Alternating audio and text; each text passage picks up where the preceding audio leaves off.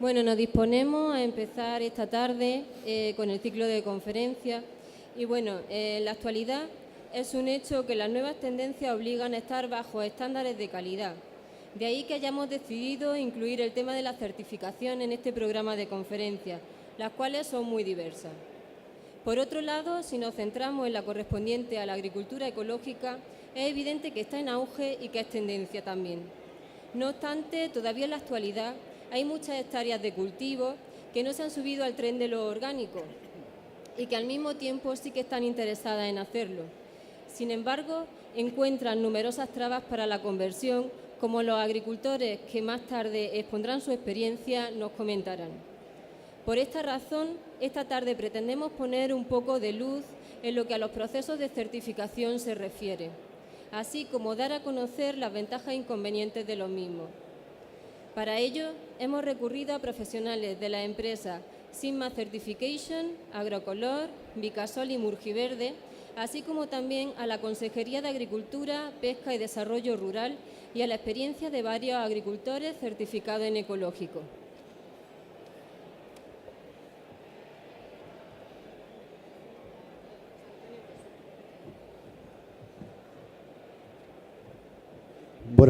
Buenas tardes a todos.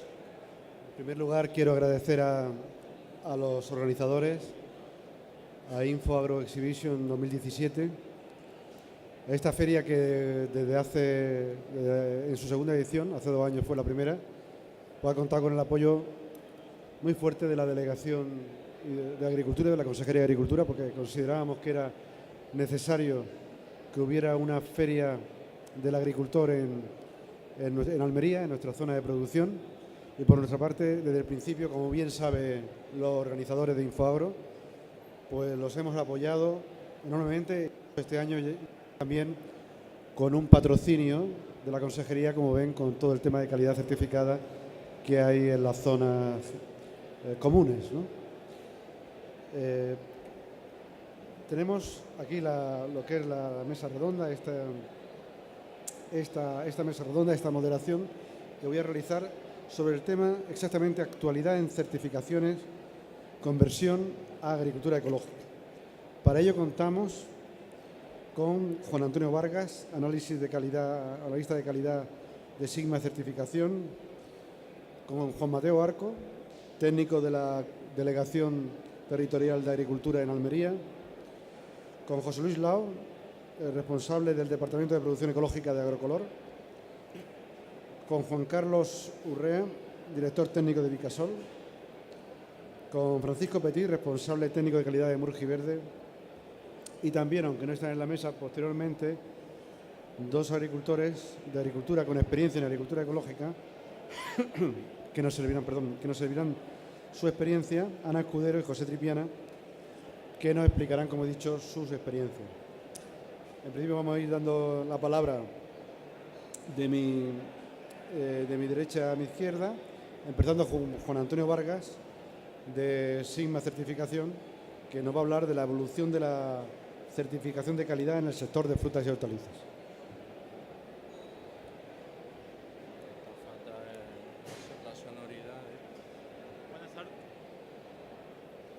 Buenas tardes. ¿Se me escucha?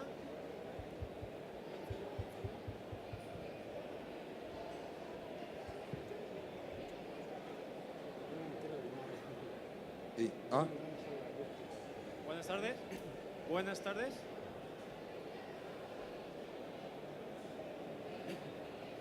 ¿Ahora? Sí, vale. Muy buenas. En principio, agradecer a Infoagro la invitación a estas conferencias. La ponencia que yo voy a realizar está relacionada con la evolución de las certificaciones de calidad en el sector de frutas y hortalizas en los últimos años. Trabajo como auditor de calidad en la empresa Sigma Certificación.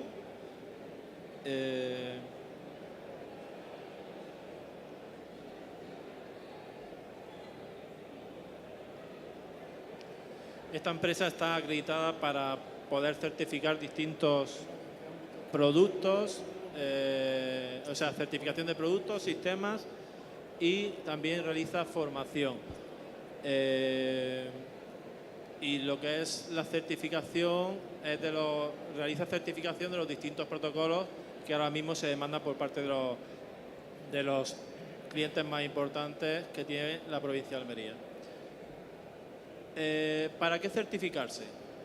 ¿Por qué nos certificamos? ¿Cuál es el motivo de la certificación? En principio, se busca aumentar la satisfacción de los clientes, competir con el mercado internacional, es decir, con otros países, ganar la confianza, ganarse la confianza del mercado, abrir nuevas oportunidades de negocio, asegurar la eficacia y eficiencia de procesos y, por último, mejorar o aumentar la imagen de la empresa. ¿En qué consiste la certificación de calidad? Pues básicamente la certificación de calidad consiste en verificar, comprobar que cumplimos con los requisitos de una determinada norma, de un determinado reglamento o de un determinado protocolo, tanto privado como público. Con esto lo que conseguimos es que nuestros clientes, nuestros consumidores,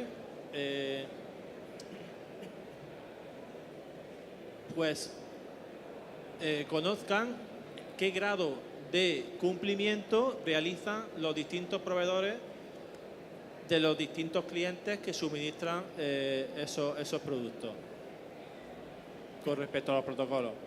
Aquí en esta transparencia lo que he intentado reflejar es la evolución cronológica que desde 1938 hasta fecha de hoy se ha ido produciendo en cuanto a la evolución de las certificaciones de calidad.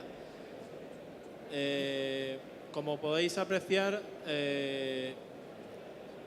desde 1938, que ya se puso en marcha lo que es el control de alimentos y medicamentos en Estados Unidos, la FDA, progresivamente se han ido creando y certificando distintos protocolos, distintas normativas. Algunos son privados, otros son públicos, de iniciativa privada o iniciativa pública. En 1997 se crea EURES-GAP, lo que actualmente se conoce como Global Gap, que sería el protocolo de buenas prácticas agrícolas más demandado por parte de todos, o sea, el que más demandan todos los clientes, o sea, el protocolo de buenas prácticas agrícolas más demandado. En 1997, también ese mismo año, se da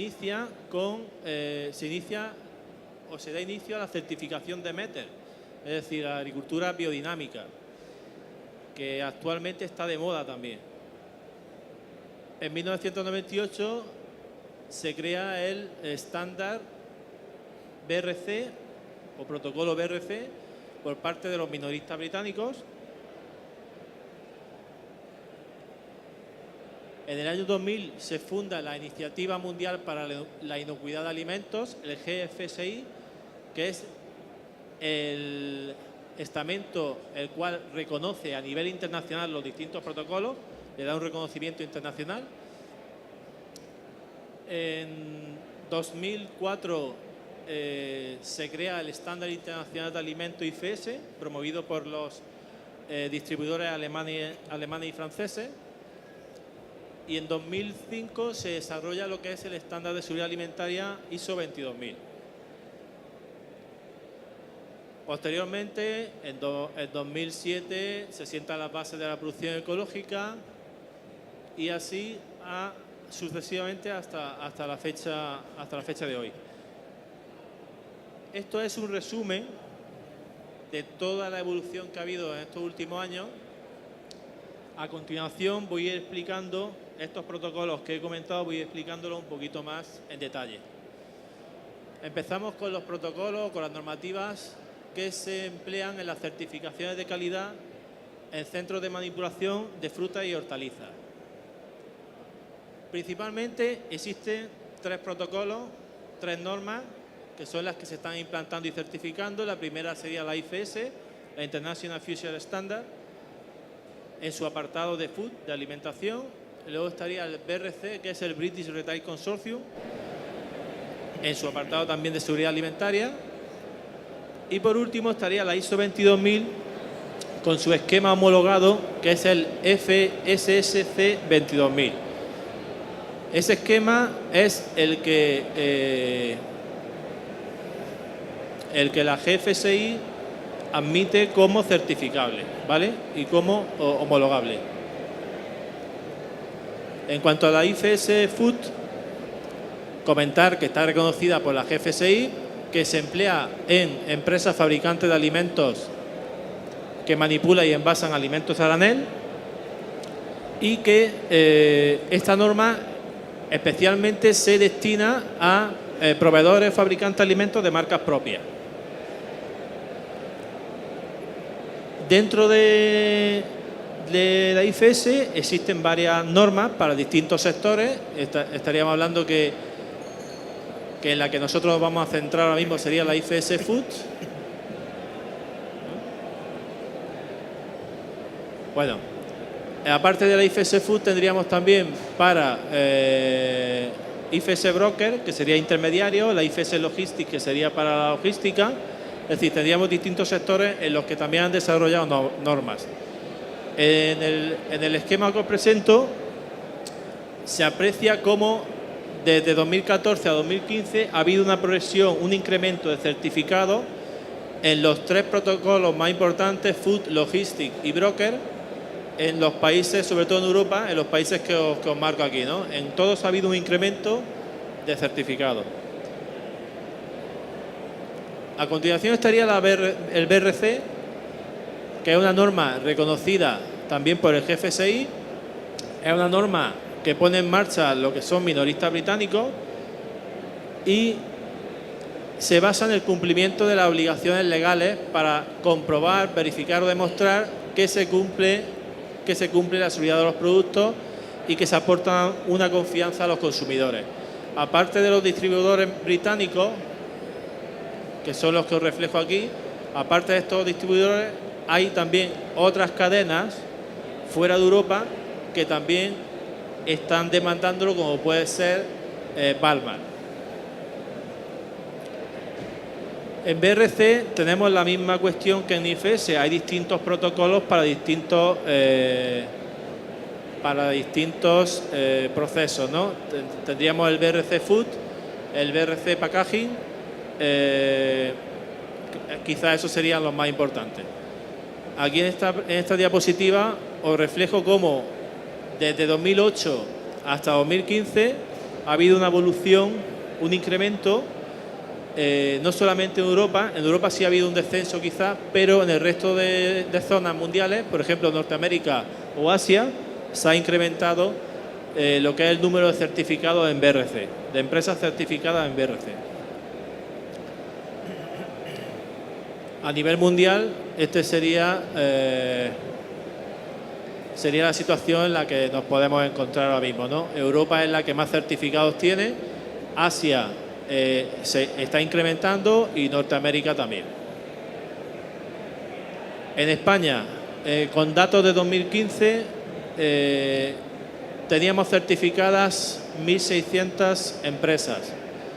De esas 1.600 empresas, 500 eran de food, es decir, de alimentación, y de la categoría 5 de frutas y hortalizas. Y en Andalucía, en ese de 2015, teníamos más de 200 empresas certificadas en BRC, lo que representa un 62% de las empresas que existían en esa fecha registradas en el RIA, en el Registro de Industria.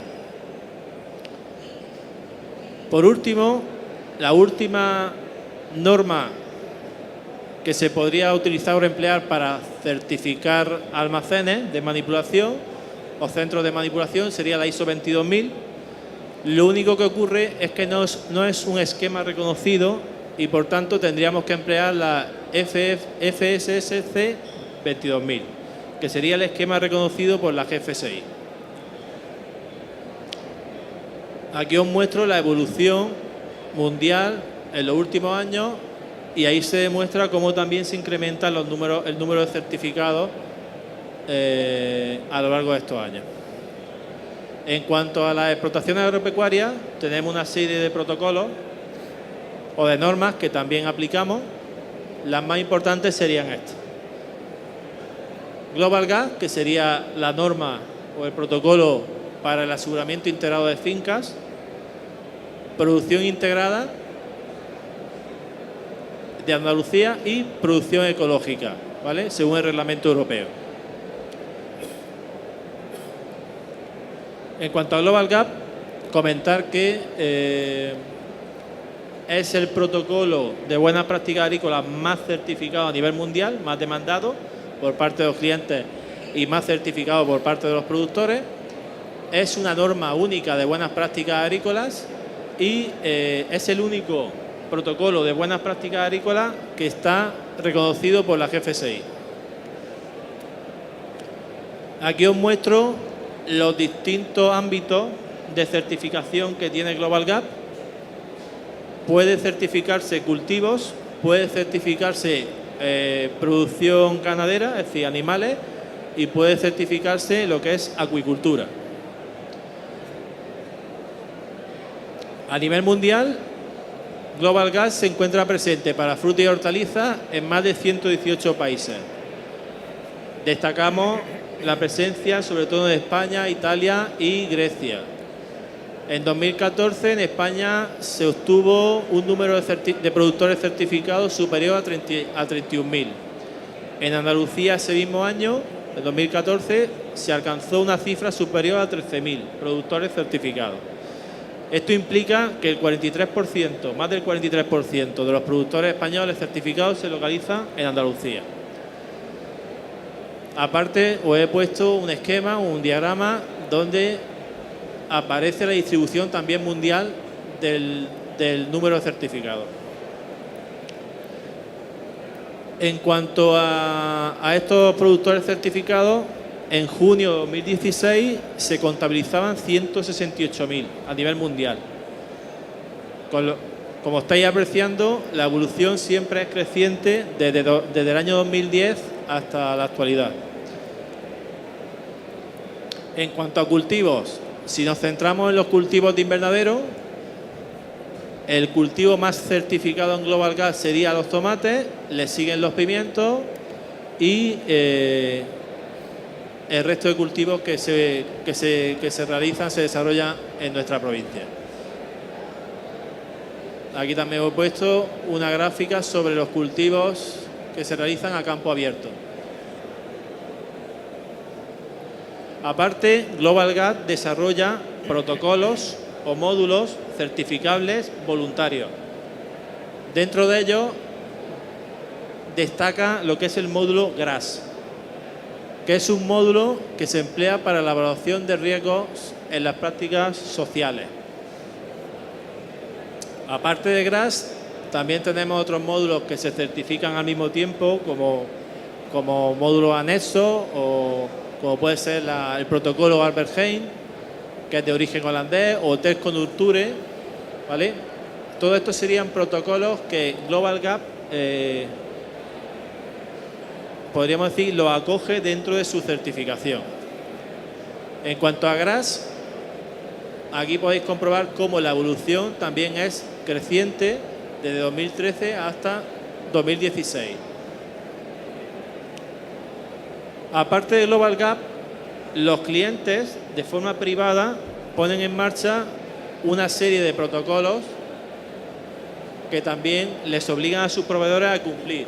Por ejemplo, Field to Fork lo pone en marcha el cliente Marks & Spencer, Leaf Market, que es de origen británico, QS, que es de origen alemán.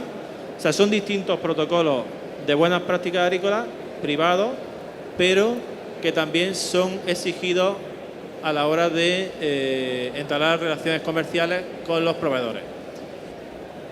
En cuanto a producción integrada, comentar que es un protocolo público mediante el cual se certifican sistemas agrícolas en los que se busca conseguir una agricultura o desarrollar una agricultura sostenible. Se promueve el empleo de métodos biológicos, principalmente, y de forma controlada, incluso también se podrían utilizar métodos químicos, y lo que se busca es cumplir con la exigencia de la sociedad, la protección del medio ambiente y la producción agrícola. tanto en la fase de producción como manipulado, envasado, transformación y etiquetado. Aquí os pongo una serie de datos, de estadísticas, en cuanto a la evolución de la superficie en producción integrada desde 2013 a 2016, donde podéis ver que las hortalizas tienen una tendencia creciente, siendo más o menos estable en los últimos años. En cuanto a la superficie por cultivo, si hablamos de hortícolas protegidas y por provincia, pues Almería contaría en 2016 con una superficie superior a 3.000 hectáreas. Y en cuanto a la superficie por cultivo global, podríamos hablar que la hortícola, que es el cultivo mayoritario de Almería, representa un 9% del total. En cuanto a la producción ecológica, comentar que es el protocolo público que intenta desarrollar prácticas ambientales, aumentar la biodiversidad, preservar los recursos naturales, favorecer y desarrollar normas sobre bienestar animal y emplear dentro de sus procesos sustancias de origen natural en todo momento. Los sistemas de producción ecológica no emplean fertilizantes químicos de síntesis ni agrotóxicos para el control de plagas, ni enfermedades ni plantas invasoras. Actualmente la normativa de referencia es la reglamentación europea y esta reglamentación se basa o se orienta a productos agrarios vivos no transformados. Aparte de esta reglamentación europea, hay asociaciones que desarrollan también sus propios protocolos privados que resultan ser a veces más exigentes que los protocolos, que el propio protocolo público, ¿no? Juan Antonio, vamos mal de tiempo. Voy a terminar. Bueno, aquí os presento más datos estadísticos de la evolución creciente de la agricultura ecológica, de la certificación ecológica, por comunidad, por cultivo. En definitiva, en los últimos años se ha producido un incremento muy grande, exponencial, en cuanto a la certificación de ecológico, y eso lo que conlleva es una evolución desde la certificación de buenas prácticas agrícolas hacia la certificación también en ecológico. Aparte del ecológico, tenemos otras normas privadas, como las que os presento aquí, que son iniciativas privadas de clientes, sellos privados, como estos de aquí, Agricultura Biológica, ese es de Francia, Naturland, BioSuisse, BioSieger, Kraft, Demeter, un compendio de protocolos privados que están a disposición de los productores que realicen agricultura orgánica o ecológica. Aquí os pongo más ejemplos. También tendríamos las denominaciones de calidad diferenciada, denominaciones de origen protegida o indicación geográfica protegida. Y como conclusiones, lo que acabo de comentar. Básicamente se certifica a nivel de campo Global Gap. Hay una evolución, una tendencia a certificación de ecológico muy grande, exponencial. Y en cuanto a centros de manipulación, se emplea sobre todo protocolos IFES y BRC en función de los clientes que tengamos. Si son clientes británicos, sería BRC, si son clientes alemanes o franceses, sería IFS.